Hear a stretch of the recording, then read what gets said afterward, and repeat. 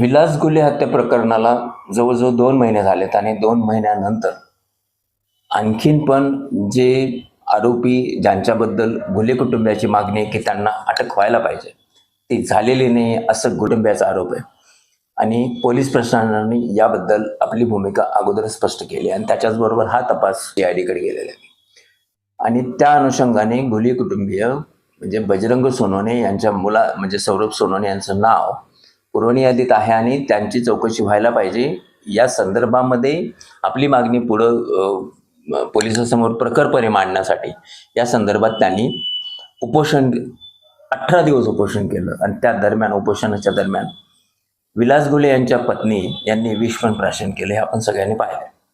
त्याचबरोबर उपोषणादरम्यान विलास गुले यांचे भाऊ यांची पण तब्येत खालावलेली दिसली आणि त्यांच्या आई पण या ठिकाणी उपोषणाला बसले होते. आणि या संदर्भामध्ये बीडमध्ये काल मोर्चा काढण्यात आला. मोर्चामध्ये मोठा जनसमुदाय उपस्थित होता आणि रखरखत्या उन्हामध्ये हे मोर्चेकरी नगर रोडवर आपण जमिनीवर बसलेले पाहिले आणि त्यांनी सगळ्यांचे भाषणं मनपूर्वक ऐकले. या भाषणामध्ये काही भाषणाचा उल्लेख मुद्दाम करायचा आहे आणि त्याच्यासाठीच हा व्हिडिओ बनवतोय. या भाषणामध्ये माजी आमदार मुंडे यांनी सांगितलं की या सगळ्या गोष्टीमध्ये कठोर कारवाई व्हायला पाहिजे आणि त्याचबरोबर त्यांनी एक प्रश्न उपस्थित केला की वंजारा समाजाचे इतर नेते कुठं आहेत. या मोर्चाच्या भाषणामधील हा एक मुद्दा महत्त्वाचा आणि हा मुद्दा विचार करण्यासारखा आहे. त्याचबरोबर ॲडव्होकेट ससाने यांनी पण कायदेविषयक बाजू मांडताना सगळ्यात महत्त्वाचा मुद्दा त्या ठिकाणी मांडला. जसं की बजरंग सोनवणे वारंवार सांगतायत की माझ्या मुलाचं CDR मध्ये कुठे जरी नाव असेल तरी मी माझ्या मुलाला पोलीस स्टेशनला स्वतः हजर करतो. माझा मुलगा कुठेही फरार नाहीये, कुठेही पळून गेलेला नाहीये, तो रोजचे कामं करतोय. पण या मुद्द्याला खोडत ॲडव्होकेट ससानी यांनी जी भूमिका मांडली की फक्त CDR हाच तपासाचा भाग असतो का, याच्याबरोबर बाकीच्या सगळ्या गोष्टी नाही आहेत का, आणि त्या गोष्टीचा विचार पण तपासात व्हायला पाहिजे, हे पण त्या ठिकाणी नमूद करण्यात आलं. आणि अजून या मोर्चा दरम्यान भाषण करताना हा पण मुद्दा मांडण्यात आला की मृत्यूपूर्व विलास गुले यांचा जबाब या गोष्टीला लक्षात घेतलं का नाही गेलं, असा एक सूर त्या ठिकाणी दिसला. आणि त्याचबरोबर बीडचे SP आणि बीडचे कलेक्टर यांच्यावर पण त्या ठिकाणी आरोप करण्यात आले की त्यांनी त्यांची भूमिका प्रभावीपणे निभावली नाही आणि त्याच्यामुळं त्यांना जिल्ह्यातून बदली करून दुसरीकडे पाठवा आणि एक सक्षम अधिकारी या ठिकाणी घ्यावा. मोर्चाच्या दरम्यान अन्याय होत असताना या भूमिका हे मुद्दे अगदी बरोबर आहेत. आणि आता विषय येतोय तो की ॲडव्होकेट सदावर्ते यांचा. ॲडव्होकेट सदावर्ते हे हुशार वकील, कायदेतज्ञ आणि परखड बोलणारे, याच्याबद्दल सर्वजणांना ते परिचित आहे. ॲडव्होकेट सदावर्तेकडनं काल मात्र काहीतरी कायदेविषयक ठोस भूमिका घेता येईल अशा प्रकारचं भाषणामध्ये वक्तव्य असणं जरुरी होतं.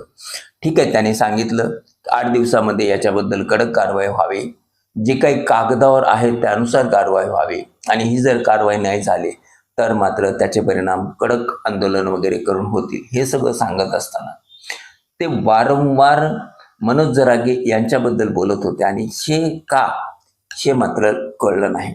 ठीक आहे, विरोधाला विरोध त्या ठिकाणी होतोय, ते व्हायला पाहिजे, पण कालचं जे व्यासपीठ होतं ते याच्यासाठी नव्हतं. आता मात्र सामान्य जनतेतून बोलणं जाते, कारण कालच्या मोर्चाचं आणि कालच्या त्या सभेचं आयोजनच यासाठी केलं होतं की विलास गुले परिवाराला न्याय मिळाला पाहिजे. कारण 18 दिवसापासून विलास गुले यांचं परिवार त्या ठिकाणी उपोषणाला बसले आणि प्रशासनाने दखल घेतली नाही असा आरोप त्या ठिकाणी होत होता.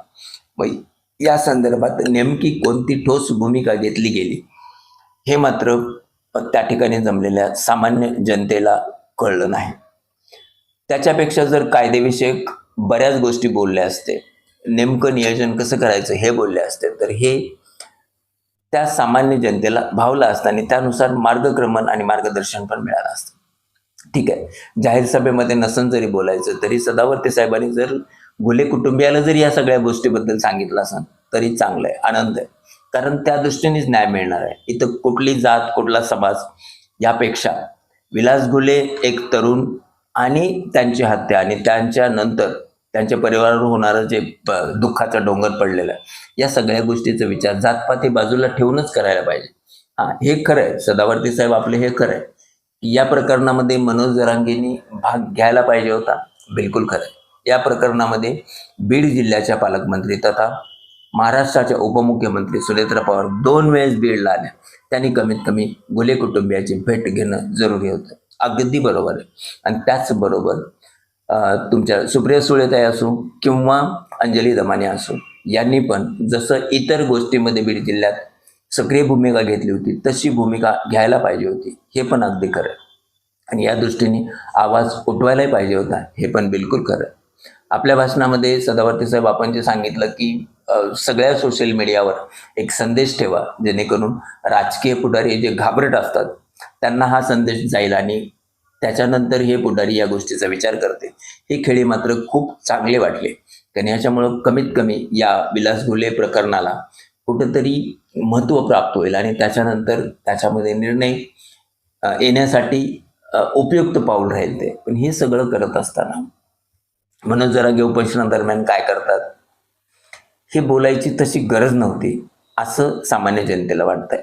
अगोदरच महाराष्ट्रामध्ये, खास करून मराठवाड्यामध्ये, त्याच्यात बीड जिल्ह्यामध्ये जातीय तणाव आहे आणि या सगळ्या गोष्टीमुळे तो तणाव वाढतोय की काय असं बोललं जाते. कारण आज खेड्याची परिस्थिती अशी आहे की 2 जातीचे लोक एकमेकाकडे बघणं पण नको म्हणतात आणि जे गुण्यागोविंदाने नांदत होते ते त्या हिशोबाने आज नाहीये वातावरण. आणि हे वातावरण बिघडायचं नाहीये, तर हे वातावरण कमी करायचं आहे.